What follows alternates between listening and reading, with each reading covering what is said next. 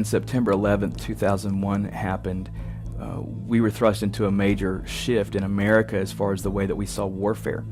We were so used to fighting wars with tanks, battleships, aircraft carriers, and all of a sudden that switched completely because now we were being attacked in our suburbs and in our homes. And it was very strange because new terminology came along like sleeper cells. We had to change the way that we saw our postal service because we could be attacked with chemical and biological warfare, and it absolutely changed the way that we travel.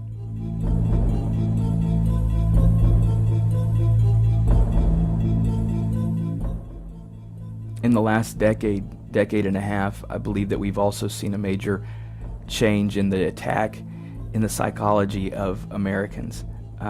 There is a major statistical wave of information that is telling us that more and more people are being attacked in their psyche. There are statistics that talk to us about the major changes in the wave of depression and frustration that Americans go through. And I think that we really have to take a look at this warfare just as seriously as we've taken a close look at the war on terror.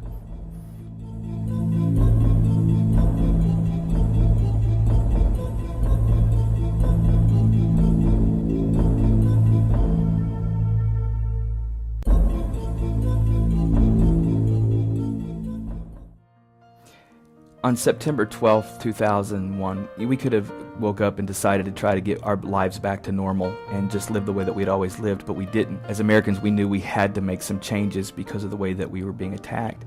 In the same way, I really honestly believe that we can make some changes to restore hope and peace back into the hearts and lives of our neighbors, our friends, our coworkers, our loved ones.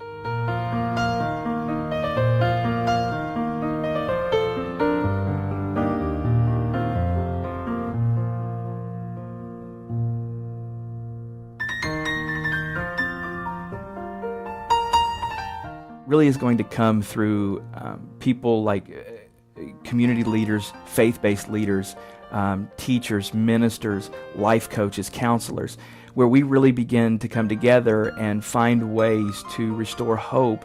Because just as there are these outstanding, almost unbelievable statistics as far as and these are just the ones that we know about, the people who are going through depression, schizophrenia, and all these terrible frustrations and angers. There's also statistics that prove that when we get involved, when people begin to really roll up their sleeves and say, we're not just going to go back to the way life was, we're not going to pretend like this isn't happening, we're going to get involved. The statistics show that some wonderful, wonderful changes can be made in the hearts and the lives of the people around us.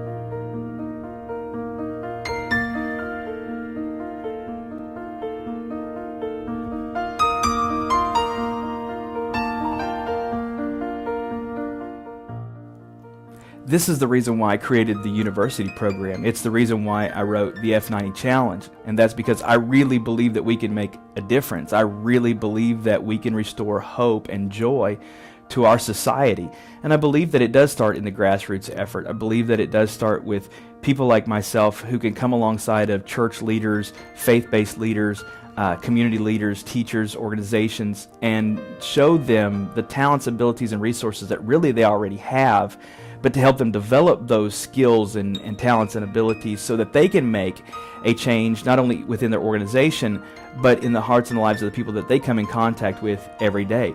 I mean, think about the multiplication of that for just a second. I mean, I can touch 100, 200, 1,000 people within an organization, but then my touching them is not the end of it. I want to give them the resources and talents and abilities and show them where they already lie to develop them to where they then can go and teach others these concepts. And then we have this huge, wonderful effect in our societies, in our schools, in our homes, in our marriages, in our churches, in our businesses, where we really can make a difference. But I'm really appealing today for church leaders, community leaders, pastors, teachers, to allow me to partner with your organization. Allow me to show you the skills and the abilities and talents that are actually already within your organization, within your churches, within our schools, that really can be developed and make a huge change in our society. Let's restore hope. Let's restore some peace. Let's restore some joy back into the American family, the American homes, and then take it maybe even into our world. What a difference we could make. I'm hoping that you'll partner with me.